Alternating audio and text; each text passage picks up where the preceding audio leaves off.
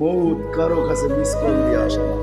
দুনিয়ার কোনো ব্যক্তিত্ব নাই, একজন ব্যক্তিত্ব ছিলেন, মৃত্যু যার কাছে পয়লা আসতে হয়েছে। আল্লাহ নিজে বলছেন মালাকুল মৌতকে, বন্ধুর কাছে যাবে, অনুমতি দিলে ঢুকবে, নাইলে ঢুকবে না। অনুমতি নিয়ে বুকে হাত রাখবে, নাইলে রাখবে না। আমার বন্ধুর অনুমতি ছাড়া হাত রাখবে না বুকে। একজনই দুনিয়াতে ব্যক্তিত্ব ছিল যার কাছে অনুমতি নিয়ে আসছে, কারো কাছে আজ পর্যন্ত অনুমতি নিয়ে আসে আর আসবেও না। সত্য এটাই। এই জন্য আসেন, ওই জান্নাত, এটাই আমাদের ছোট জীবনটার উদ্দেশ্য।